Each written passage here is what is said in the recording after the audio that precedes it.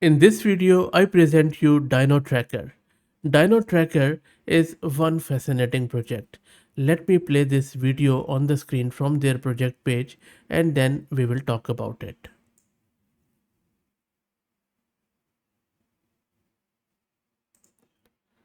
Dino Tracker is a new framework for long-term dense tracking in video. The pillar of their approach is combining test time training on a single video with the powerful localized semantic features learned by a pre-trained Dino weight model.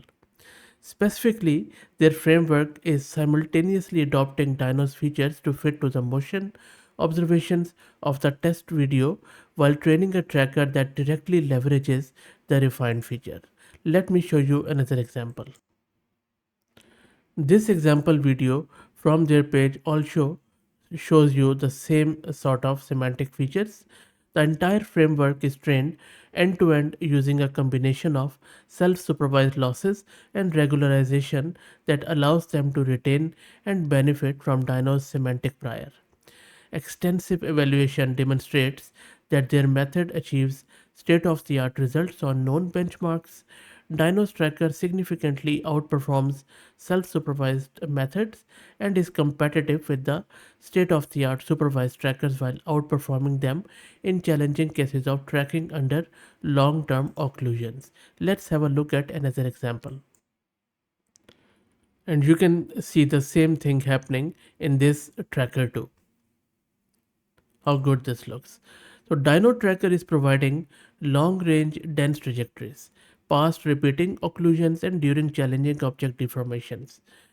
Now, for visualization purposes, the trajectories are shown for sampled points, yet their method tracks any point.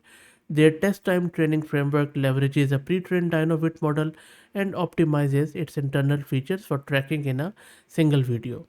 Visualization of trajectory features using TSNE, and they have reduced the dimensionality of foreground features extracted from all frames to 3D using TSNE for both raw dino features and their optimized ones.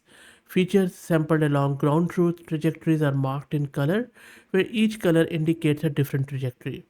Their refined features show tight trajectory clusters, allowing them to associate matching points across distant frames and occlusions, and that is one of the best feature in my humble opinion for this project. Now let's have a quick look at the method which they have used for this. The method seems a bit cryptic, but it's not. Their tracker is trained on a single input video, as I mentioned earlier. The core of their method is harnessing a pre-trained Dino V2 WIT model, which provides their framework with an initial semantic and localized representation. And that's all there is to it. Also, using raw Dino feature, matching can serve as a strong baseline for tracking, but they lack temporal consistency and fine-grained localization required for accurate long-term tracking. To this end, they have trained Delta Dino, which is a feature extracted that predicts a residual to the pre-trained Dino features. Their framework simultaneously refines Dino's features to fit to the motion observation of the test video while training a tracker that directly leverages the refined features. Following the prevailing approach, they have extracted features for both the QRSQ and target frame and estimate the final position in a target frame based on the maximal location in the cost volume. Dino Prior provides their framework robust correspondence across distant frames, achieving state of the art performance in tracking through long term occlusions, as I mentioned earlier. If you look at few of the other examples on their page, let me play this one for example. This just shows you some of the qualitative comparison to the code tracker, and you can see that theirs is extremely amazing, where it doesn't it tracks better on regions where optical flow is lacking. There you go. Let's try out another example, and I will drop the link to this project page in video description. Also, just look at this trajectory feature visualization.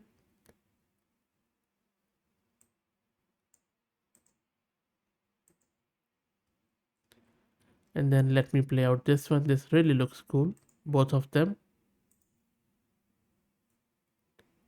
And if you just look at The last column, this is their ones. It looks really cool in terms of the tracking. And this could have many real world applications, as you can already imagine. Especially look at this one. This is really amazing. Let me make it slightly bigger on the screen so that you would be able to see it. Really looks cool. Okay, so that's it guys. As I said, I will drop the link to it in video description, and if you like you can even try to install it, but you would need multi GPU um, with a lot of VRAM because it's not a lightweight project.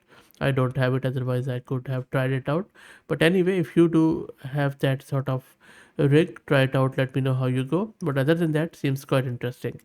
If you like the content, please consider subscribing to the channel, and if you're already subscribed, please share it among your network as it helps a lot. Thanks for watching.